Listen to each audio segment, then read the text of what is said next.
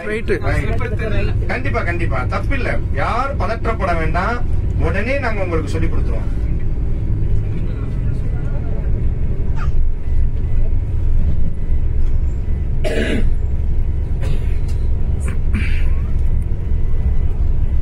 ஆதிக்குடியா மூத்த குடியாம் தமிழ் குடி நாம்.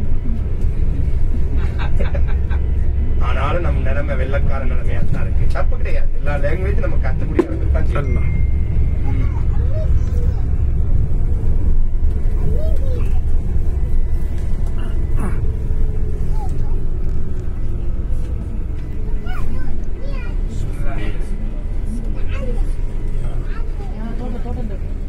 தெரியுது பாருங்க. அந்த பள்ளி இருக்குல்ல, அதான் அத்தாஸ். நீங்க எந்திரிச்சு பாத்துங்க, வலது புறம் பாருங்க, அதான் ரைட்ல பாருங்க. இதுதான் ரசூல் ஸல்லல்லாஹு அலைஹி வஸல்லம். இது உத்துபா ஷைபா என்ற மக்காவை சார்ந்த இறை மறுப்பாளர்களினுடைய தோட்டம். அல்லாஹ்வின் தூதர் அடி வாங்கி ரத்தம் சுற்றதை பார்த்து அவருக்கே இறக்கம் வந்துட்டு, முகமதே இங்க கொஞ்ச நேரம் உட்கார்ந்து ஓய்வெடுங்கன்னு. இங்க உட்கார்ந்துதான் அந்த அத்தாசுங்க கூடிய வாலிபருக்கு இஸ்லாத்தை கத்துக் கொடுத்தாங்க. இங்கதான் வரலாற்று சிறப்பு மிக்க ஒரு பிரார்த்தனை. அல்லாஹும்ம கில்லத் ஹீலத்தி வ ஹவானி அலன் நாஸ். அல்லாஹ்வே, என்னுடைய அறிவு குறையை நான் உன்னிடத்தில் முறையிடுகிறேன். மக்களிடத்தில் நான் மதிப்பற்றவனா இருக்கிறேன். இந்த மக்கள் என்னை அடிச்சாங்களே, அதை ரசூலா குறை சொல்லல. எனக்கு இந்த மக்களுக்கு சொல்லுவதை போன்று சொல்ல தெரியவில்லையே என்பதாக என்னை தான் நான் குற்றவாளியினுடைய கூண்டில் நிப்பாட்டுகிறேன் என்று, யா அல்லாஹ், நீ என்னை வெறுக்காவிட்டால் இந்த அடியும் இந்த ரத்தமும் கூட எனக்கு பெரிதில்லை. அல்லாஹ்வே, என்னை நீ கைவிட்டு விடாதே. நான் தான் மனிதர்களிடத்தில் அறிவு குறைவாக இருக்கிறேன், மனிதர்களின் பார்வையில் நான் தான் மட்டமானவனாக இருக்கிறேன் என்று தன்னை தான் என்ன செய்தார்கள், இந்த தோட்டத்தில் உட்கார்ந்து அடிச்சு விரட்டுறாங்க. ரசூல் ஸல்லல்லாஹு அலைஹி வஸல்லம் தன்னை என்ன செய்யறாங்க, அடிச்சு அந்த மக்களுக்கு எதிராக சபிக்கல. நான் தான் இந்த மக்களுக்கு எனக்கு சொல்ல தெரியலையே அல்லாஹ்வே அப்படின்னு தன்னை என்ன செய்தார்கள், குற்றவாளியினுடைய கூண்டில் நிப்பாட்டினார்கள். அல்லாஹ்வின் தூதர் ஸல்லல்லாஹு அலைஹி வஸல்லம். இன்னொரு வரலாற்று சிறப்புமிக்க பிரார்த்தனை இருக்கு. அது இன்ஷா அல்லாஹ் கர்முல் மனாசில் சஹீஹுல் புகாரில வரும். ஜிப்ரீல் அலைஹிஸ்ஸலாம் இறங்குவார்கள். அதை நம்ம அங்க வச்சு பார்க்கலாம் இன்ஷா அல்லாஹ். இதான் அந்த தோட்டம். அந்த தோட்டத்துக்கு மேல ஒரு மஸ்ஜித் தெரியுதுல, அதான் மஸ்ஜிதே அத்தாஸ். யமன் நாட்டை சார்ந்த ஒரு வாலிபர் முழு தாயிஃபும் கைவிட்டுட்டு எங்கேயோ இருந்து அந்த யமன்காரர் என்ன செஞ்சாரு, ரசூலா கையை பிடிச்சி இஸ்லாத்தை ஏத்துக்கிட்டாரு.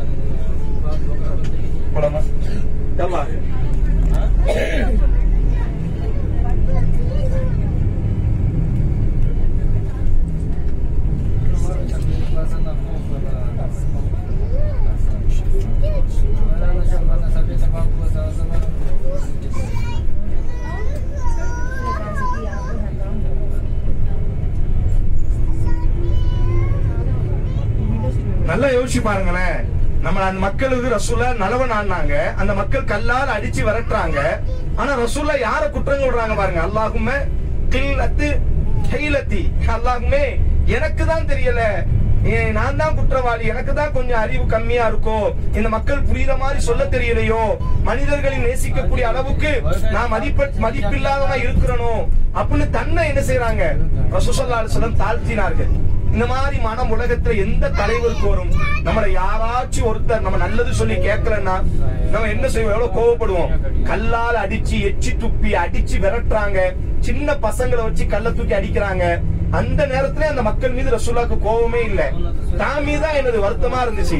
சே, நமக்கு சொல்ல தெரியலையோ அப்படின்னு தன்னதான் என்ன செய்தார்கள், முஹம்மது ஸல்லல்லாஹு அலைஹி வஸல்லம் குற்றவாளியினுடைய கூண்ல நிப்பாட்டினாங்கன்னா, அந்த உன்னதமான சமூகத்துல வந்த நாம் நம்முடைய உறவுகளோடு நம்முடைய நண்பர்களோடு நம்ம எப்படி இருக்கிறோம், மன்னிக்கக்கூடிய குணாதிசயம் நம்மகிட்ட எப்படி இருக்கு, எத்தனை பேர் பெத்த உம்மாட்ட பேசாம இருக்கிறாங்க, உடன் பிறந்த சகோதரர்கள்ட்ட ரத்த பந்த உறவுட்ட பேசாம இருக்கிறாங்க. யோசிச்சு பாருங்களேன். அந்த ரசூல் ஸல்லல்லாஹு அலைஹி வஸல்லம் அடிச்சு விரட்டி அந்த மக்கள் மீது கூட அவருக்கு கோபம் இல்ல. ஆனா நாம பாருங்க, ஒண்ணுக்கும் உதவாத பத்திரிகையில என் பேர் போடல, பத்திரிகையை வீட்டுக்கு கொண்டு வந்து கொடுக்கல, இப்படி எதிரிகள்கிட்டயே கருணை காட்டினார்னா, ரத்த பந்த உறவுகள், நம்முடைய தாய் தகப்பன், நம்முடைய சகோதரர்கள், அயல்வாசிகள், நம்முடைய நண்பர்கள், யார் பக்கம் சரி தப்பு இருக்கட்டும், நாம் மன்னிக்க தயார் என்பதாக நாம என்ன செய்யணும், பிறரை மன்னித்து பழக வேண்டும். அதற்கு இந்த இடம் ஒரு சாட்சி. மறுபடியும் மஸ்ஜிதே பிலால். மஸ்ஜிதே பிலால் பாத்துக்கிறீங்க, உங்களுடைய லெஃப்ட் சைடு.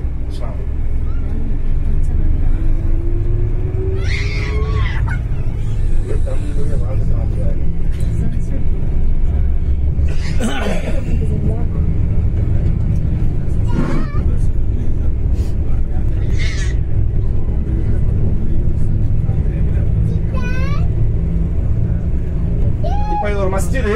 இந்த மஸ்ஜிது தான் இப்ப பின்னாடி வந்து ஆட்சியாளர்கள் மஸ்ஜித் கட்டினாங்க. ரசூலுல்லாஹி அலைஹி வஸல்லம் அடி வாங்கி அந்த ரத்தம் சொட்ட இந்த இடத்துல அமர்ந்ததாகவும்